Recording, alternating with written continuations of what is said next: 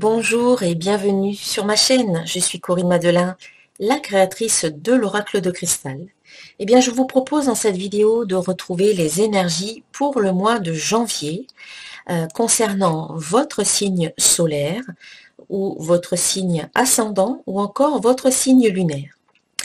Il s'agit bien entendu d'un tirage général, d'une guidance générale. Et donc, si vous souhaitez avoir un complément d'information, je vous invite à regarder la vidéo qui concerne votre signe lunaire et aussi votre signe ascendant pour avoir un tableau un peu plus complet de la situation. Il s'agit ici d'une guidance, donc ce sont des conseils qui vous sont donnés, que vous êtes libre de suivre ou pas. Il ne s'agit pas de prédiction. Voilà. Si vous souhaitez obtenir votre propre guidance, votre guidance personnalisée, pour le mois à venir, l'année à venir, ou tout simplement pour recevoir une guidance, un conseil, des conseils sur votre chemin de vie, eh bien, je suis à votre disposition. Vous pouvez entrer en contact avec moi sur mon site internet www.centredénergie-boutique.com. Allez, on passe au tirage. Et voici donc le tirage pour les scorpions, les ascendants scorpions et les lunes en scorpion. Alors, il y a deux cartes qui se sont présentées ici. Alors tout d'abord, la carte diversité. Le monde serait terriblement ennuyeux si nous étions tous pareils. Célèbre ton caractère unique, tu es spécial et tu es aimé. Donc voilà, rappelez-vous que vous êtes unique, qu'il n'y a pas deux comme vous, qu'il n'y en aura pas deux comme vous plus tard dans le futur, et que vous avez des particularités, que vous avez des dons que vous pouvez mettre au service de l'humanité, que vous pouvez partager avec les autres. Donc, ayez confiance en vous. Et puis ensuite, intervention divine. Tu es certainement frustré par quelque chose qui stagne dans ta vie. Les avancées semblent lentes et fastidieuses. Malgré tout, ceci est une bénédiction. Une intervention divine se prépare. Quand le bon moment sera venu, les fruits de tes désirs vont mûrir. Donc certaines personnes vont pouvoir être soulagées, certains scorpions peuvent être soulagés parce que effectivement on peut sentir en ce moment comme des ralentissements, comme si les choses étaient un petit peu freinées ou comme si ça stagnait pour un certain nombre d'entre nous. Et donc ici, on vous invite à garder confiance, on vous invite à vous préparer finalement, parce que quand le bon moment, quand ce sera le bon moment, eh bien, voilà, comme il est dit sur la carte, les fruits de tes désirs vont mûrir, les choses vont se mettre en place et se réaliser. Donc il faut être patient en sachant que quelque chose est en train de se préparer. Voilà. Et effectivement, nous avons de très belles cartes pour ce mois de janvier. Tout d'abord, en début de mois, vous allez recevoir. Alors, peut-être recevoir de bonnes nouvelles, recevoir des visites, recevoir des informations ou des solutions qui seront utiles pour la progression de vos projets. Peut-être rencontrer de nouvelles personnes. Voilà, recevoir la rencontre de nouvelles personnes. Peut-être recevoir des opportunités, des occasions, des synchronicités qui peuvent se présenter dans votre vie. Et donc voilà, c'est le moment pour rester ouvert à tout ce qui vient, vous autoriser à recevoir et à récolter finalement le fruit de vos efforts. Donc voilà, une belle période de récolte en ce début de mois de janvier. Et puis ensuite, à la mi-janvier, eh bien, il y a un engagement. Vous allez prendre un engagement. Alors, s'agit-il d'un engagement professionnel, signature d'un nouveau contrat, peut-être une nouvelle embauche pour certains, pour d'autres, la signature d'un contrat professionnel, peut-être en freelance, peut-être S'agit-il aussi d'un engagement au niveau affectif?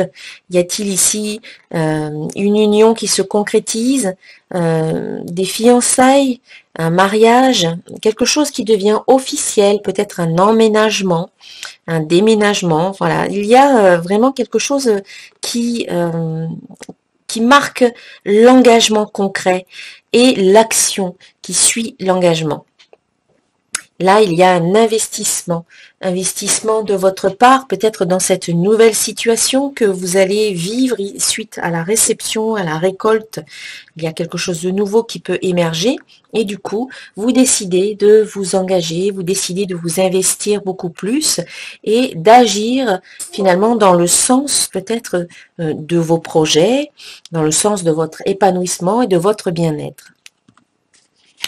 Et puis en fin de mois, nous avons la carte joie qui vient peut-être comme pour célébrer ce qui vient de se passer au cours du mois, avec ici la récolte des fruits, ici l'engagement dans quelque chose de nouveau, dans une nouvelle situation, la signature d'un contrat, l'engagement que vous vous donnez, que vous vous faites à vous-même, peut-être aussi, de faire tout ce qu'il faut pour votre bien-être, eh bien cela peut, tout cela, vous apporter une certaine joie, de la satisfaction à la fin du mois. Cette carte vous invite également à laisser la joie entrer dans votre vie, parce que c'est fort possible qu'après certains événements que vous ayez pu vivre en fin d'année, c'est vrai que la situation en France ou ailleurs n'est pas toujours au beau fixe et on peut se laisser toucher, on peut se laisser atteindre par tout un tas de choses qui nous entourent et finalement on perd de vue la joie, notre joie intérieure.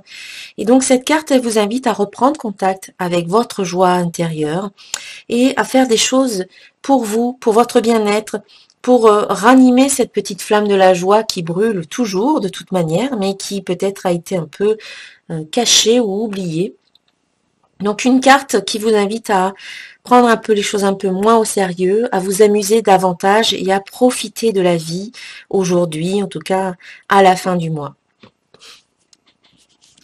En ce qui concerne le domaine professionnel, eh bien j'ai tiré la carte numéro 2 des cartes divinatoires d'Algariel et ici il s'agit de la carte du passeur. Alors,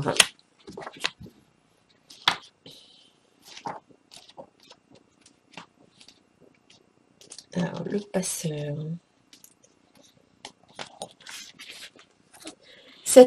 Alors, le passeur représente la brièveté des événements. Il est intimement lié au monde spirituel. Il est la représentation de l'âme, du guide et du sage. Le passeur est aussi l'esprit qui visite vos rêves la nuit pour y délivrer un message. Et donc, si vous êtes au niveau professionnel, si vous êtes à la recherche d'un emploi stable, elle indique généralement les métiers qui ne durent qu'un temps déterminé, les petits boulots. Si votre emploi est stable, elle annonce une tendance à vous mettre en retrait au sein de l'entreprise par manque de confiance. Ressaisissez-vous. Voilà, on parle un peu de retrait, peut-être de solitude au niveau professionnel. Mais comme c'est aussi une carte qui est liée au spirituel, on vous invite peut-être à mettre un peu plus de spiritualité dans votre travail, même si ça n'est pas évident au début. Mais voilà, c'est peut-être faire les choses de façon un peu plus sacrée et en y mettant de la joie. Voilà, faire tout ce que vous faites en y apportant de la joie et de l'amour pour retrouver finalement une certaine joie de vivre au travail aussi. Voilà, en lien avec les passeurs. Donc peut-être que certains scorpions sont passeurs, certains qui regardent la vidéo. Surtout que le scorpion est un signe qui est très en lien avec l'intuition, avec le monde spirituel. Voilà, en ce qui concerne le domaine professionnel. Ensuite, en ce qui concerne le domaine affectif, j'ai tiré la carte 2, la maison intérieure, du tarot des 4 vérités.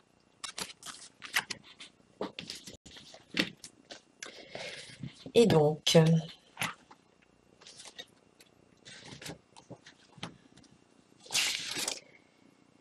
Cette carte t'invite à regarder toute cette partie de tes blessures du passé et à les entourer d'amour, afin de les unifier comme les dauphins qui, chacun dans leur trajectoire, transportent dans leur bagage l'amour infini. Entre dans ta maison intérieure afin d'y rencontrer ton beau prince d'amour qui attend cette fusion de ton âme, elle qui n'a connu que la séparation et la lourdeur des émotions refoulées. C'est le temps d'accueillir toutes les parties de ton être avec amour et sans jugement de ta part. Le message de ce symbole te propose de faire confiance à la relation présente ou celle qui va venir malgré les lenteurs et les silences. Profite de ce temps d'attente pour écouter ton intuition et ton cœur sans tomber dans l'isolement ou la dépendance. Puis fais du ménage dans ta maison intérieure en libérant les peurs, les doutes face à l'amour. Et comme les deux dauphins qui communiquent leur cœur, les âmes jumelles finissent toujours par se rencontrer et ouvrir leur cœur à l'amour vrai. Tu te souviendras que l'amour est ton plus grand allié pour naviguer dans les eaux profondes de ton être et en ressortir victorieux de ce passage évolutif.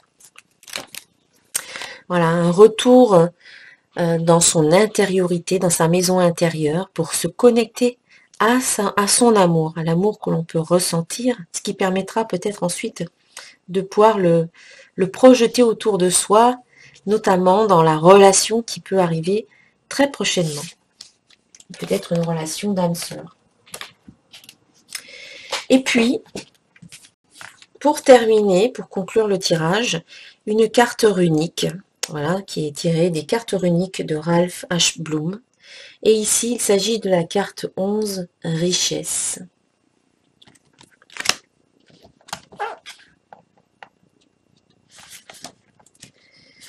Alors.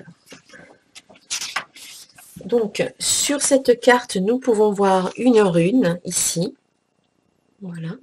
Cette rune, c'est Féhu, ou Féhu, je ne sais pas comment on prononce. Donc, elle est en lien avec la nourriture et avec le bétail. Donc, la richesse est une rune de réalisation. Ambition satisfaite, amour contenté, récompense reçue. Il promet nourriture, de la plus matérielle à la plus sacrée et divine. Car si l'ancien principe, ce qui est au-dessus est en dessous, est vrai, alors nous sommes ici aussi pour sustenter Dieu. Cette rune demande une investigation profonde de la signification du profit et du gain dans votre vie. Examinez avec soin ce qu'il vous faut pour votre bien-être. La richesse et les possessions, ou l'autonomie et le développement de la volonté. Une autre préoccupation de Féhu est la conservation de ce qui a déjà été acquis. Cette rune exhorte à la vigilance et à une attention continuelle, particulièrement dans des périodes de chance, car c'est là que vous êtes le plus susceptible de vous laisser aller à la réussite, d'une part, ou de vous comporter avec insouciance d'autre part. Profitez de votre chance et n'oubliez pas de la partager. La marque d'un moi bien entretenu est la bonne volonté de nourrir les autres. Voilà. Donc la carte richesse qui est peut-être le signe de richesse dans des périodes de chance à venir, ce qui pourrait correspondre ici avec recevoir et puis la carte joie aussi, satisfaction, etc. Voilà pour vous les scorpions, je vous souhaite un excellent mois de janvier. Je vous présente mes meilleurs vœux pour l'année 2019, le meilleur sur votre chemin. Je me tiens à votre disposition si vous avez besoin, si vous souhaitez une guidance personnalisée ou une consultation. Et je vous dis à très bientôt. Namasté.